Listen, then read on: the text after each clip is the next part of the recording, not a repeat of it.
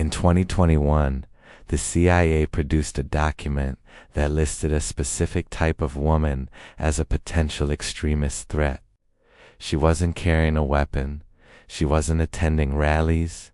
She was staying home, raising her children, cooking meals, building a family.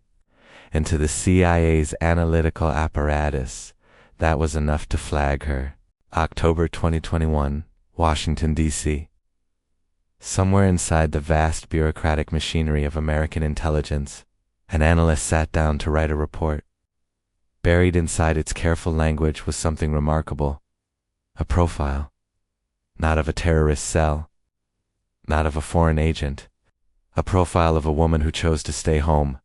The document, later identified as one of 18 intelligence products retracted by CIA Director John Ratcliffe in February 2026, due to institutional bias, made a specific argument: women who prioritized motherhood and homemaking, women who, in its own language, lauded motherhood and homemaking as a woman's most important responsibility, were displaying potential indicators of racially and ethnically motivated violent extremism.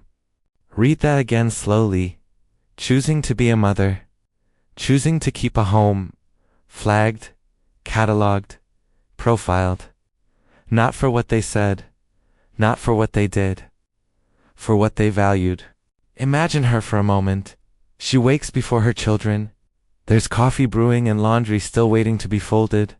The oldest has school at 7:45. The youngest isn't sleeping through the night yet. She made a choice. In a culture that measures a woman's worth by her career trajectory and professional output, she looked at all of that and said, "This isn't what I want. My home is where I'm needed. My children are who I'm here for." To most people, that's a private decision, a family matter. To a CIA analyst in October 2021, it was a data point, a red flag, a profile indicator. What ideology was she actually promoting? What violence was she actually planning? What threat did her grocery list and school pickup schedule actually pose? The answer was none. But that's not what the document was really about.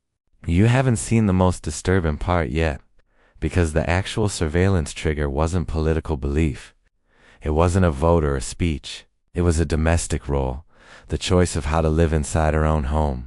In 1932, Aldous Huxley published a novel set in a future where the concept of the family had been abolished, where words like mother and father were considered obscene, where children were conditioned to find their identity in the state, never in the bond between parent and child.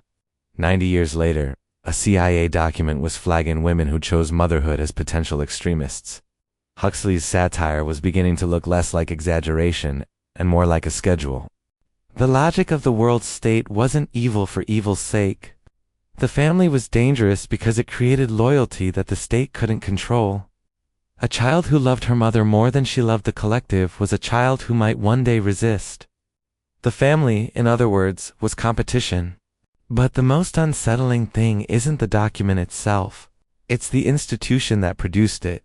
Because the CIA was never the right-wing organization most people assume. Its history reveals something far stranger. The CIA was never anti-liberal. It was anti-Soviet. Those are not the same thing. During the Cold War, the agency made a calculated decision. The most effective weapon against Soviet ideology was liberalism in its most expansive, most disruptive form. The Soviets were socially rigid, so the CIA's cultural Cold War was waged through the forces the Soviets despised most: radical individualism and the ideas of the French New Left. Thinkers like Michel Foucault, who argued that all social structures, including the family, including gender, were nothing more than power constructs to be dismantled.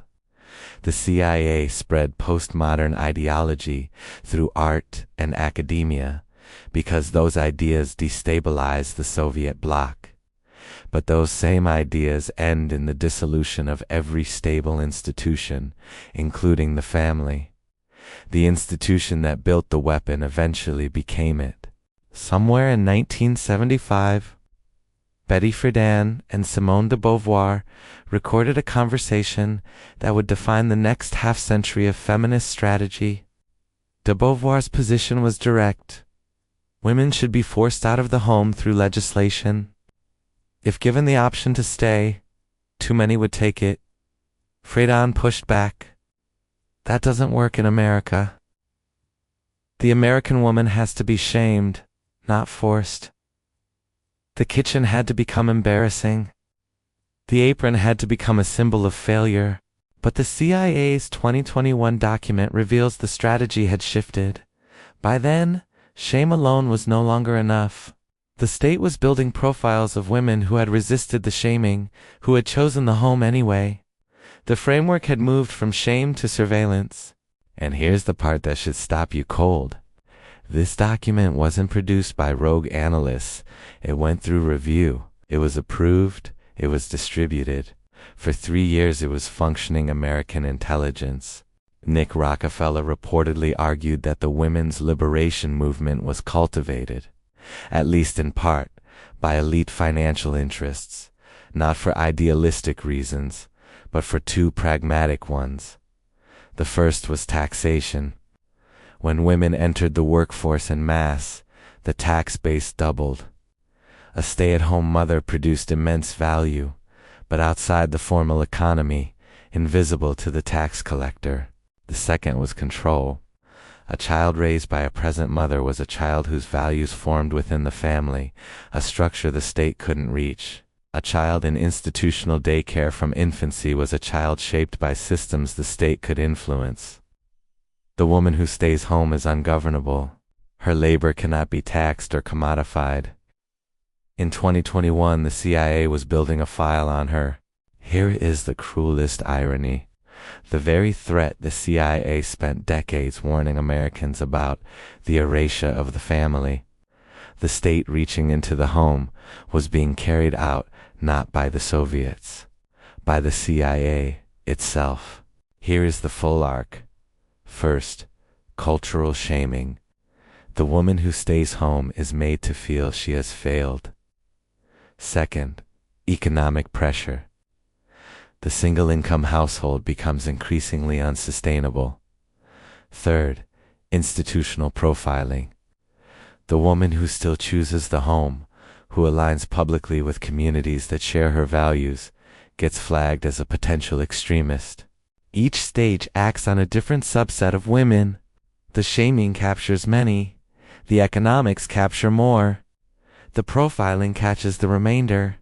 The end point, if this process runs to completion, is a society where the choice to prioritize motherhood has been made effectively impossible, not by law, but by cultural pressure, economic design, and state surveillance working in concert. Huxley's world state didn't appear overnight. It was built. Some of its building blocks were in a CIA filing cabinet in October 2021. The strangest part, the document was retracted not because anyone inside raised an objection. A new director came in and reviewed the files. For 3 years, everyone who saw it apparently found it unremarkable. The document is gone. The systems that produced it are not. The analysts who wrote it still have jobs. The institutional culture that found its premises plausible enough to approve it, that culture did not change because a director signed a retraction notice. In 4 years, or 8, a new administration will set the tone. And the analysts who believe that a woman's choice to center her life on her family is a social pathology worth tracking, those analysts will still be there. With their databases, their frameworks, their profiling criteria in a drawer somewhere waiting. The document was retracted. The architecture remains. If 18 documents were pulled for bias, how many weren't? How many are still there, still circulating, still shaping decisions made by people with real power over real lives?